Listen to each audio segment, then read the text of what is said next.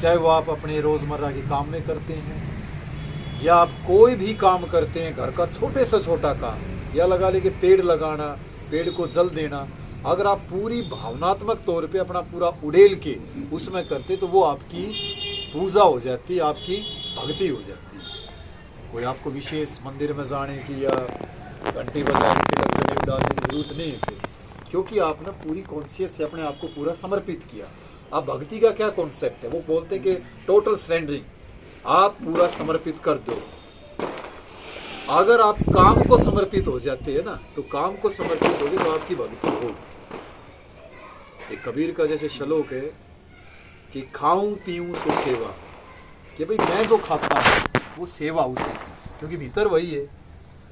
चलो फिरू सो परिक्रमा, कि चलना फिरना, बच्चों के लिए पेट पालन पोषण करना, कमाना, वो खेस बुनते थे, खड्डी लगाते थे, काम करते थे। कि चलो फिरू सो सेवा, मिटे सब वाद विवाद। वाद विवाद हमारे माइंड में है ना टोटल, ये ठीक वो गलत, कि मिटे सब वाद विवाद, सहज गति भई दे, कि भाई अब सहज गति होगी। सहज योग क्या, कि आप अपने आप की अलाइनमेंट हो गया आपका, और इतने आप देख चुके हो कि भाई परमात्मा इस जर्रे जर्रे में है, इस कण कण के अंदर है। फिर आप पेड़ का पानी देना भी उसी को दे रहे हैं, आपका भोजन भी वही है। उपनिषद तो यहाँ बोलते कि अन्नम ब्रह्मा, फिर खाने से क्योंकि मन मार के खाया जा रहा है और आदमी सोचता है इसका रक्त रस बने, दैट इज नॉट पॉसिबल, वो पॉसिबल नहीं है। आपको खाने को समर्पित भाव से खाना होगा, और इतने सम्मान से, बड़े अहोभाव से, फील द ग्रेटिट्यूड कि आपको खाना है, मुझे मिला है। आप उसमें अगर ये कहेंगे मैंने कमाया है, तो दुनिया कमाने के लिए तैयार बैठी, क्या है किसी के पास रोजगार, वो मिला है, उसके प्रति ग्रेटिट्यूड, आपका अहोभाव, और उसको इतने आनंद से आप लेते हैं क्योंकि इससे आपका जीवन चलना है। तो ये सारा मैटर है कि भाई आपको जो काम करते हैं आपने उसमें पूरी तरह इन्वॉल्व हो।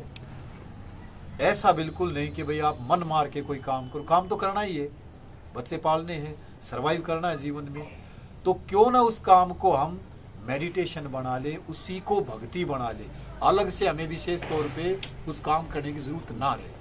लेकिन हमारा माइंड वर्किंग करता है, नहीं यार वे लोग ऐसे ध्यान में बैठे हैं, पहाड़ों पे बैठे, काश हम भी ऐसे बैठ पाए। उनसे पूछ के देखो, सारे दुखी हैं, सारे पागल ये पहाड़ों पर पड़े, क्या नीलकंठ पे भीख नहीं मांगते क्या लोग, क्या उनको मिल गया भगवान? कितने मांगते घूमते, कितने लोग हैं जो उज्जैन में है या कहीं वृंदावन में है।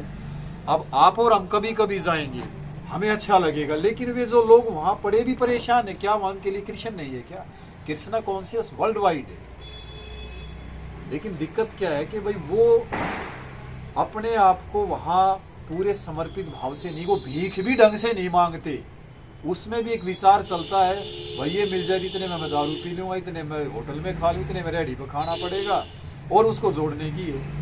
अगर भिक्षु भी ठीक से हो जाए ना, जैसे बुद्ध के टाइम में भिक्षु थे, बुद्ध ने राजाओं को भिक्षु बनाया, भिक्षु मतलब एक भीख मांगने वाला। लेकिन वो एक कॉन्सेप्ट था बुद्ध का कि भाई एक आदमी जिस नगरी से हाथी पे निकलता, घोड़ों पे चलता है।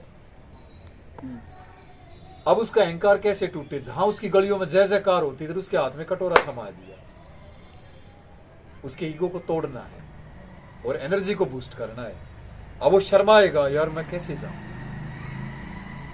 और हरियाणा में तो कहावत है कि भक्ति करे कोई शूरमा, लाज वर्ण कुल खोई, है ना भाई, कौन पर आया कौन अपना, लाज नहीं भाई, मैं भिक्षु हूं या राजा हूं, इसका कोई भेद नहीं।